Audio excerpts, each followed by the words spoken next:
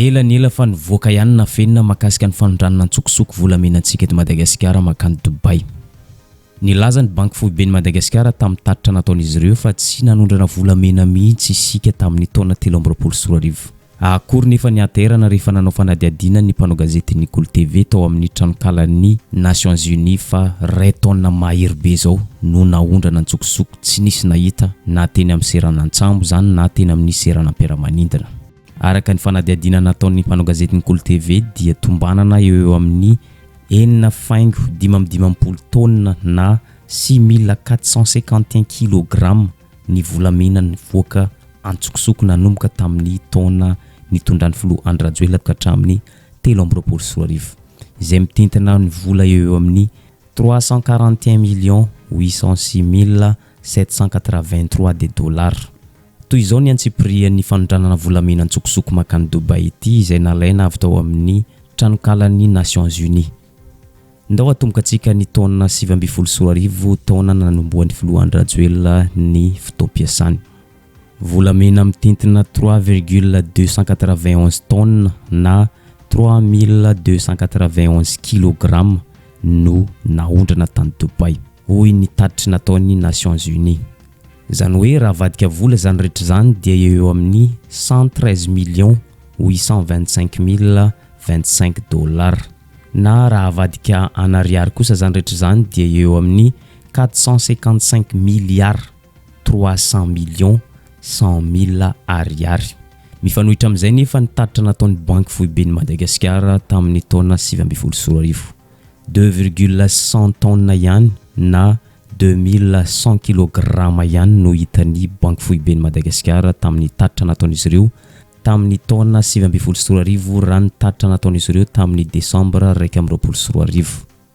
Zany hoe raha ataon'ny calcul tsotsotra dia misy volamena eo amin'ny 1,191 tonnes no nanjavona tsy hita popoka, tsy hitan'izy ireo teny amin'ny aéroport ary tsy hitan'izy ireo teny amin'ny seranantsambo ihany koa izany rehetra zany. Raha atao nefa ny tombambidy dia eo amin'ny 48 millions de dollars 950,100 na 195 milliards 800 millions 400,000 ariary izany rehetra zany naondrana antsokosoko avy teto Madagasikara nakany Dubai.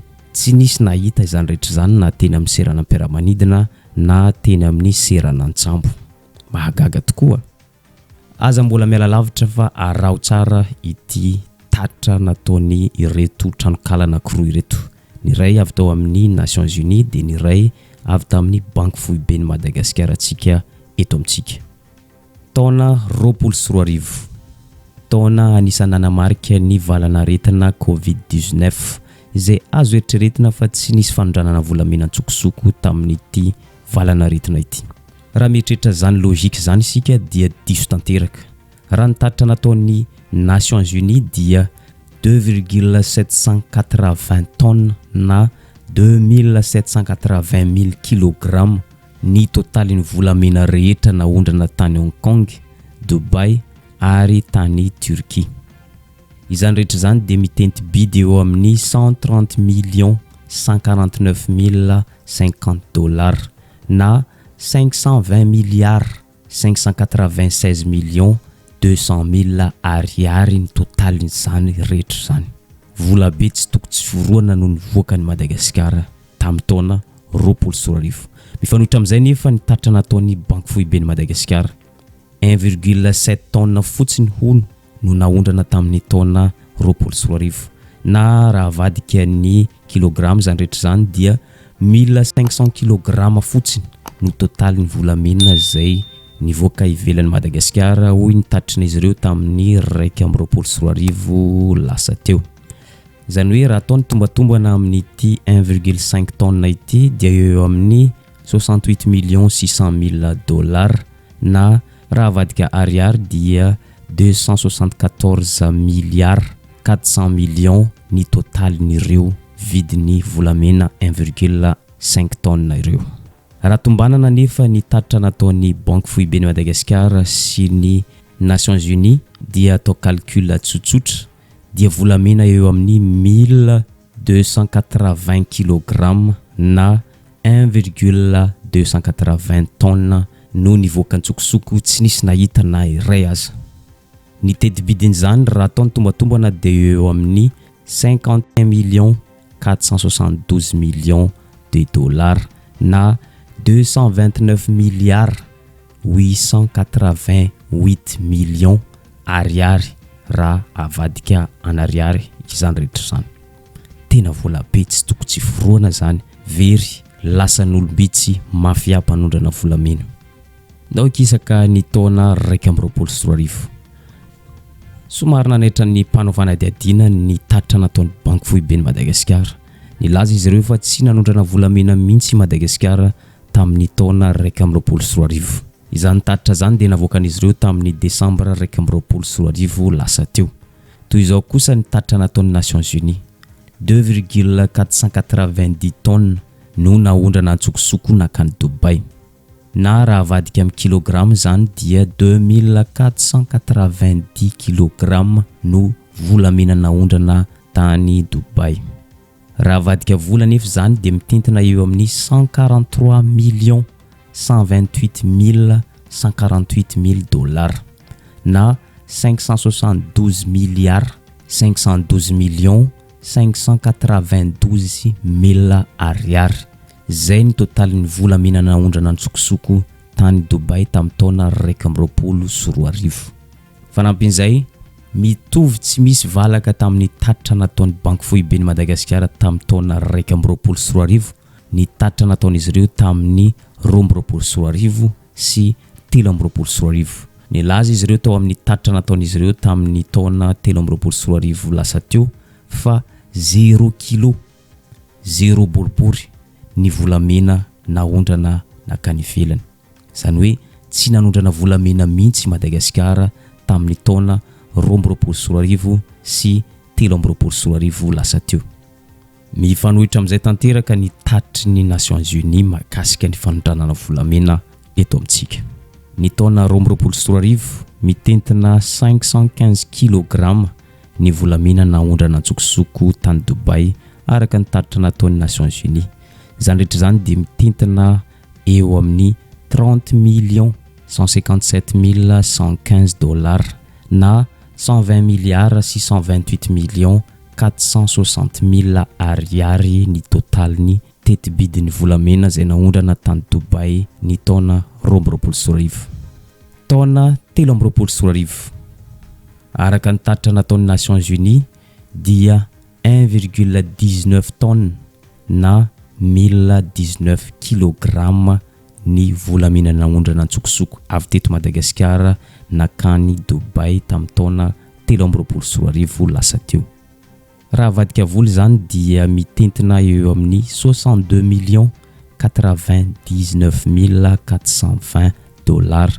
Raha avadika ariary kosa dia 248 milliards 397 millions 680 000 ariary ny valeur ny volamena zay naondrana nakany Dubai tamin'ny fomba antsokosoko. Barengo maro be no mipetraka manoloana ity fanondrana volamena antsokosoko ity raha ny toejava-misy eto amintsika no jerena. Ny fanontaniana tsara petraka dia zao: tena tsy mahalala ny fivoahan'ireo volamena ireo ve ny tompon'andraikitra voalohany eto amintsika? Ao anatin'izany ny eny amin'ny seranam-piaramanidina sy ny seranantsambo eto amintsika sy toerana hafa tokony hivoahany zany eto Madagasikara. Anjarantsika tsirairay mamaly an'izany, fa kosa zao raha ataony kajikajy tsotsotra dia azo totaliana eo amin'ny 6,455 000 tonnes na 6,455 kg ny volamena nivoaka antsokosoko nandritra ny fotoana nitondrana ny Rajoelina teo amin'ny fitondrana nanomboka tamin'ny taona 2024 ka hatramin'ny 2024 lasa teo. Mahalasa eritreretra tokoa fa volamena amin'ny taona no mivoaka dia tsy misy mahita, na eny amin'ny seranam-piaramanidina zany na eny amin'ny seranantsambo na amin'ny toeran-kafa izay tokony hivoahan'ny volamena zany. Mahalasa eritreretra tokoa. Eo ihany zany rehetra zany fa raha nijeran-kaiky ireny tatitra nataon'ny Banky Fohiben'i Madagasikara sy ny Nations Unies sika dia mahalala tsara fa saika makany Dubai daholo ny volamena rehetra naondrana ara-dalàna sy ny volamena rehetra naondrana antsokosoko. Ankehitriny nefa ny fitonam-panjakana malagasy izay tariny filoha Andry Rajoelina sy Premier Ministre Tsay Christian dia mitady amin'ny fomba rehetra hametrahana fiara-miasa amin'ny Émirats Arabes Unis izay efa fantatra fa mafia mpiara-miasa amin'ireo mpanondrana volamena eto amintsika sy manerana ny Afrika rehetra. Efa novela berarintsika teto izany resaka izany fa ndao averintsika jerena kely izany fiara-miasa tadiavin'ny filoha Andry Rajoelina amin'ny Émirats Arabes Unis izany. Manomana fiara-miasa ankaiky amin'ny firenena mafia Émirats Arabes Unis ny fitondrana Andry Rajoelina ankehitriny. Ny zavatra ho kendrena apetraka dia zao. Ny voalohany, anokatra masovoy anan-toerana. Ny faharoa, anangana orinasa raffinerie d'or izay entina hanadiovana volamena eto an-toerana. Ary ny fahatelo, anokatra vol direct avy eto Madagasikara makany Dubai. Tonga nitsidika ny firenena Émirats Arabes Unis indray ny filoha Andry Rajoelina tamin'ny herinandro lasa teo iny. Raha toa ka efa hitany vezivezy foana izy tao anatin'ny volana vitsivitsy nitondrany an'ity firenentsika tamin'ny mandat faharoa ity. Niatrika congrès niaran'ireo filoham-pirenena maneran-tany momba ny fampiasam-bola na congrès des dirigeants mondiaux sur l'investissement tao Abu Dhabi ny antony nitsidiany tamin'ny tindray mitoraka ity. Ity congrès ity dia nanomboka tamin'ny 7 Mei lasa teo ka nifarana tamin'ny 6 Mei 2024 lasa teo. Afin de renforcer notre engagement en faveur d'un cadre réglementaire solide et encourageant des investissements responsables, nous avons adopté un nouveau code minier avec des mesures incitatives. À ce propos, nous sommes fiers d'annoncer notre collaboration avec les Émirats Arabes Unis pour l'ouverture prochaine de la première raffinerie aurifère de Madagascar, qui est une étape majeure dans le développement de notre industrie minière. Tsara mariana fa tsy nandeha irery filoha Andry Rajoelina fa niaraka amin'ny délégation malagasy maro ary tatazana tao ny zanany lahy matoa dia tsy zany fa Arina Rajoelina. Fantanina tsara apetraka dia zao. Nahoana no azo antsoina firenena mafia ity Émirats Arabes Unis ity?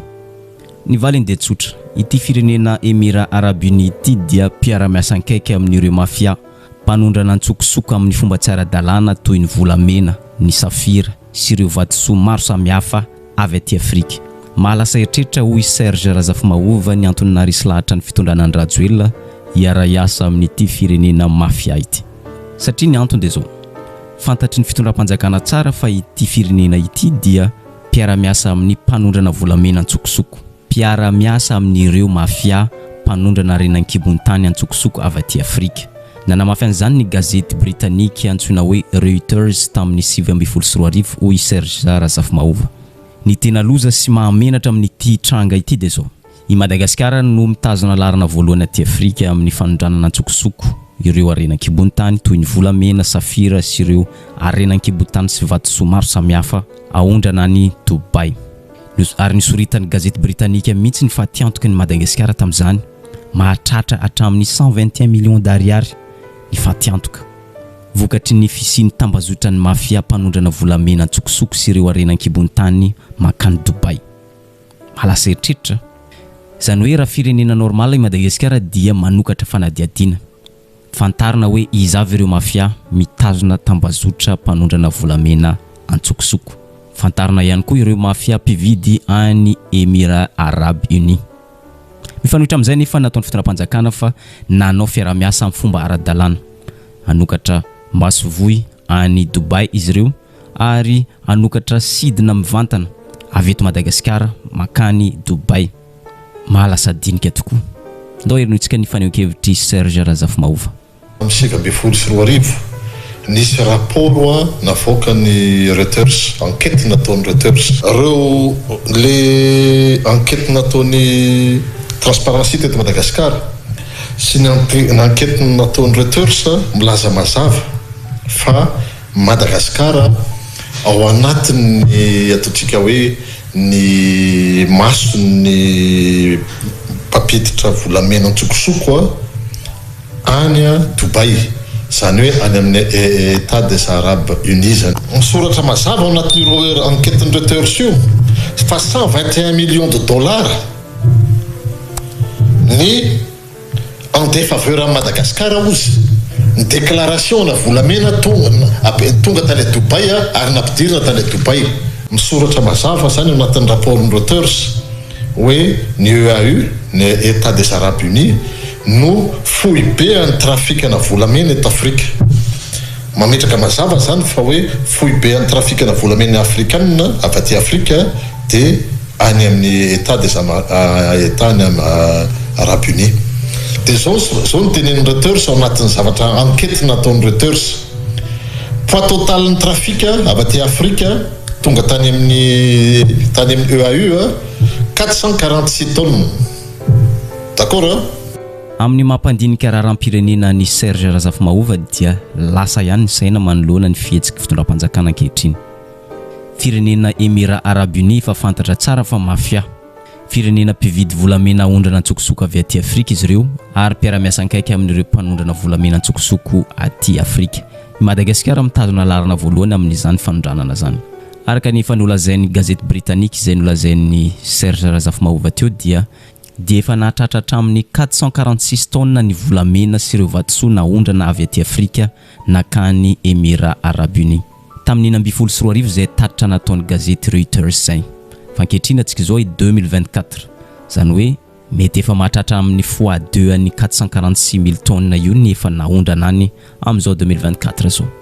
Ankehitriny nefa lasa eritreritra ity mpandinika raharam-pirenena ity ny antony mbola nokafana fiara-miasa ankaiky toy ny fanokafana maso voy any an-toerana, fanokafana vola direkta avy aty Madagasikara makany Dubai ary fananganana orinasa raffinerie d'or izay sponsorisé an'ny Émirats Arabes Unis. Ho an'ny Serge Razafimahova manokana dia zao midiky zany fa ny fitondrana malagasy tarian'ny filohan'ny Rajoelina dia manome malalaka amin'ny fanondranana volamena amin'ny alalan'ny valise diplomatique, amin'ny alalan'ny vola direkta avy eto amintsika mivantana any amin'ny firenena Émirats Arabes Unis. Nanamarika ihany koa ity mpandinika raharam-pirenena ity fa mora ny fidiran'ny volamena any Dubai satria zao raha misy olona anankiray mitondra volamena dia manao déclaration fotsiny eo amin'ny poste immigration dia aorin'izay dia malalaka ny fidirana ny volamena sy ireo arenan-kibon-tany amin'ity firenena Émirats Arabes Unis ity. Misy zany zavatra mampieritreritra zany ankehitriny. Misy zavatra mampieritreritra hoe misy vol directa État Dubai sy Madagasikara. Osokafana ny masovoy any malagasy any Dubai. Dia somary magaga daholo zany zavatra reto zany. Fa maika zany tsika anamora n'ilay fivoahan'ny volamena. Aza dino hoe fa erefenao ny mitondra volamena any amin'ny zareo dia manao simple déclaration en douane ianao ao amin'ny aéroport hoe za dia nitondra volamena 10 kilao avy any Madagasikara. Rehefa tsy tratra zany ilay volamena aty Antananarivo aty amin'ny fiangana zany dia rehefa manao simple déclaration en douane ianao any Dubai na any Abu Dhabi dia miditra ho azy ilay volamena fa raha sanatrianao tsy manao déclaration en douane dia eo ianao nitratra ny lamande. Amin'izao fotoana izao ny mpandinika raha-politika mahita fa afangaron'ny filohan'ny Rajoelina ny raharam-pianakaviana sy ny raharam-panjakana. Raha manaraka ankaiky ny sary sy horonan-tsary ny fivezivezen'ny filohan'ny Rajoelina makany Dubai na makany amin'ny Émirats Arabes Unis dia tsy mandeha irery izy fa miaraka amin'ny délégation malagasy maro izay mahafeno roplanina iray. Tsy vitan'izay ihany tafiditra ao anatin'ny délégation malagasy ny zanany lahy matoa dia i Arena Rajoelina. Maro amin'ny mpandinika raharam-politika no mametra-panontaniana hoe fa nahoana ny Arena Rajoelina no tafiditra ao anatin'ny délégation malagasy. Tsy voindray mandeha, tsy indroa fa nienina be zao. Araka ny voalazan'ny gazety dia efa nitsidika ny firenena Émirats Arabes Unis filohan'ny Rajoelina sy ny délégation malagasy efa nihoatra ny 5 tao anatin'ny volana vitsivitsy ny fitoam-piasany tamin'ity mandat anankiray ity. Mazava ho azy fa mahakasika ny fitadiavana lalam-bola na financement parallèle no antony nandehanan'ny filohan'ny Rajoelina sy ireo délégation malagasy maromaro tonga mivezivezy Madagasikara, Dubai, Madagasikara, Émirats Arabes Unis isaky ny mihetsika. Melohan'ny dirantsika lalina amin'izany manankoresana antsika mahakasika ny zanaky filohan'ny Rajoelina lahy matoa dia tsy iza zany fa i Arena Rajoelina.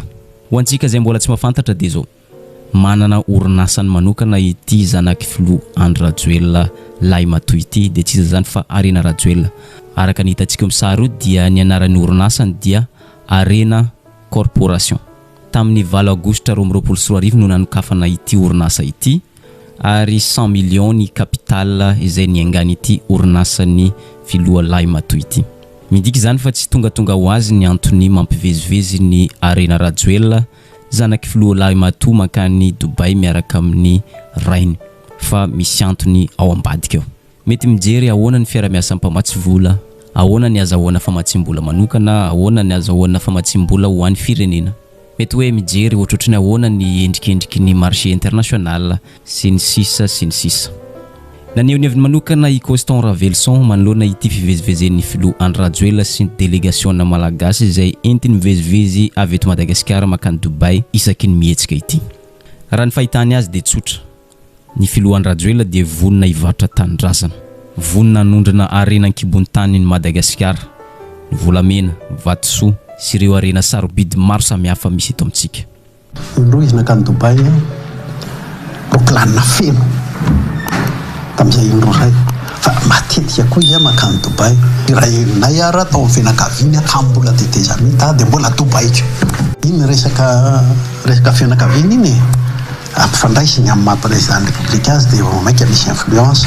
Raha tianao concurrence déloyale amin'ilay olona ray rokilanina netiny tany ange dia ampifandraisina ohatr'izay daholo. Verinao anao inona moa ampifandraisina ohatr'izay, dia ny sasany mahavita business na tomobile, business na volamena, business ary ohatr'izay. Le zanany sationany ankaray fotsiny. Fahitako azy ara mety ho le taony vazaha hoe l'heure, hoe iny ny hitanao iny dia ohatrany iny mbanjininao dia ny hafa ty tena manao zava-doza betsaka.